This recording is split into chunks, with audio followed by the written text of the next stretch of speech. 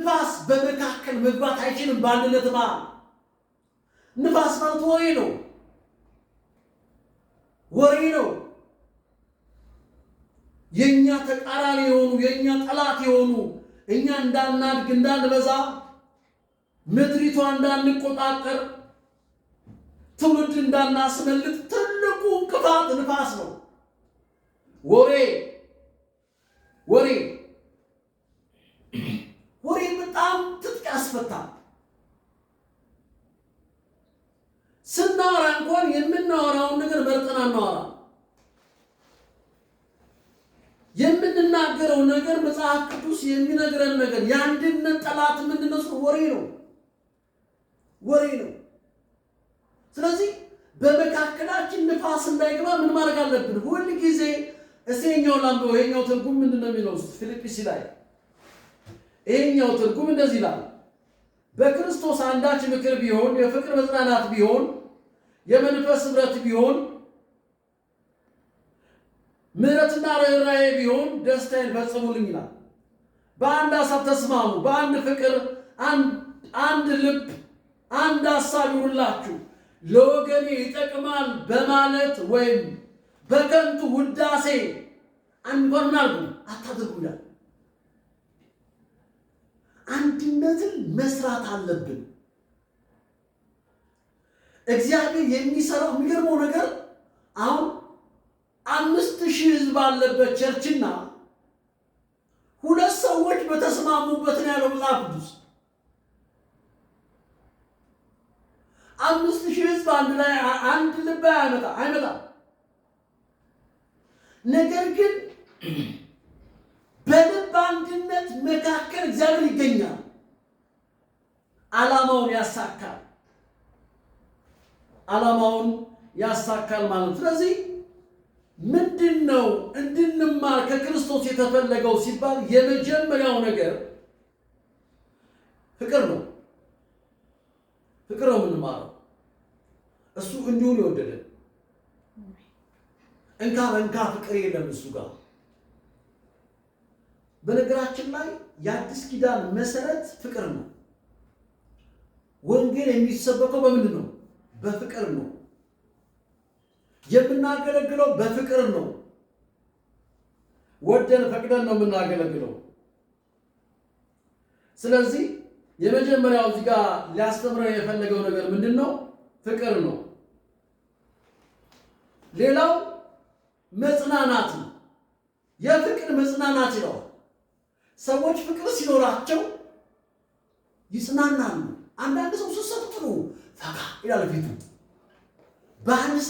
ባይሰጡንም ልንወዳቸው ልንንከባከባቸው ይገባል። ሌላው የመንፈስ ኅብረት ነው። በመንፈስ ምን ማለት መተሳሰር አለብን። እኔም ማስበው ሙሉ ጌታ ውስጥ መኖር አለበት። ሙሉ ጌታ የሚያስበው እኔ ጋር መኖር አለበት። ለምን? የልብ አንድነት አንዱ መለኪያው ምን ማለት ነው? እኔ ሳስብ አብየል ጋር ይገኛል። የመንፈስን ኅብረት መጠበቅ ነው። ሌላው ምሕረትና ርኅራኄ ነው። ምሕረት እናድርግ። እኔ እኮ ትንሽ ነገር ትበቃኛለች፣ በቃ ወደ ነው ግንፍል የምለው ወደው ምሕረት አለ። በቃ ምሕረት አለ። የፈለገ ነገር ብትናደድ፣ የፈለገ ነገር ብንጣላ ምን ማለት ነው? ወደው ምልስ ብለን ምን እንሁን? የምሕረት ሰው የርኅራኄ ሰው እንሁን። በጣም የሚገርማችሁ ነገር እኔ መጽሐፍ ውስጥ ላይ የሚገርሙኝ እንግዲህ ትሁት የሚባል ከመጽሐፍ ውስጥ ከሰዎች መካከል ሙሴ ነው። ምን ቆጦ ነው ይለዋል መጽሐፍ። ቆጦ ነው ግን ምን ይለዋል መጽሐፍ? ትሁት ነው ይለዋል። ምን ማለት ነው? ልቡ ምልስ ነው። እዛው ልክ ሄዶ አይቸነከርም። የሆነ ነገር ቆንጥጦ ይዞ በቃ አለቅም። እኔ ባህሪ አይባልም። ባህሪ የሚባል ነገር የለም። አሮጌውን ሰው ማውለቅ ነው። ዕለት ዕለት ማውለቅ። እያወለቅ ነው። ትህትና እንለብሳለን፣ ምሕረት እንለብሳለን፣ ርኅራኄ እንለብሳለን። ስለዚህ እግዚአብሔር የሚደሰተው በዚህ ነው። ይውላችሁ ደስታ ይፈጽሙልኛል። ከዛ የእግዚአብሔር ደስታ የምንፈጽመው የፍቅር መጽናናት በመካከላችን ሲኖር። መታየት እኮ ፍቅር እኮ ነው።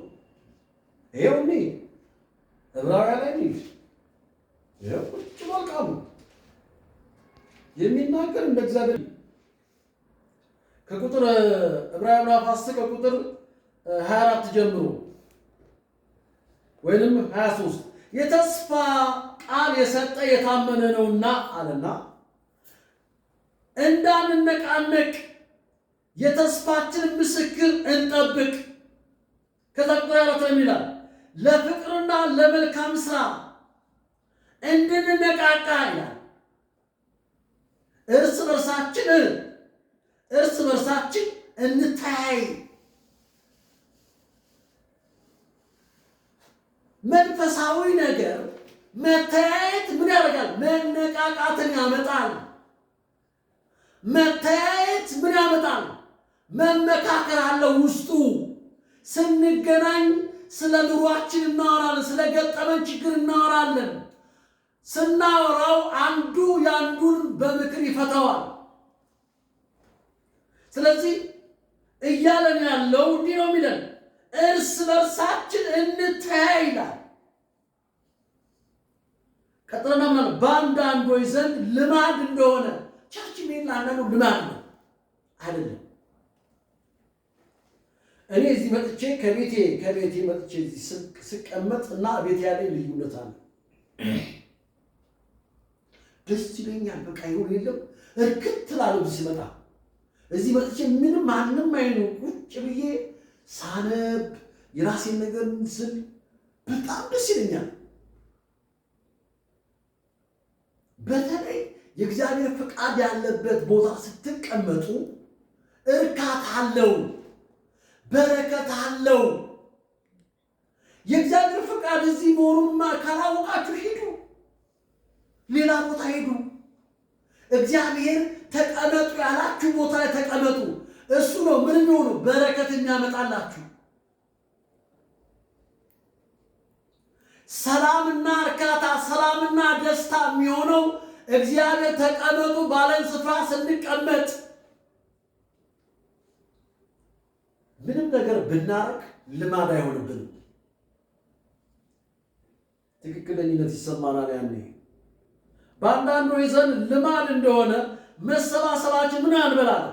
አንተው እርስ በርሳችን ከዛ ምን እንበል? እንመካከር ይላል። ምን ስንሰበሰብ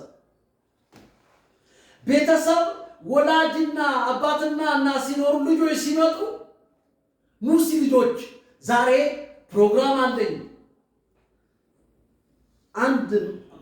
አንድ አፕሊኬሽን ላይ አለና በጣም ይገርመኛል። እሱ ምንድነው እዛ ላይ ያለው ዓላማው? እኔ አንተን ፎሎ ካረኩ አንተ ለኔ ፎሎ መመለስ ግዴታ ነው። እኔ ለአንተ ከሰጠው አንተ ለኔ መስጠት ግዴታ ነው።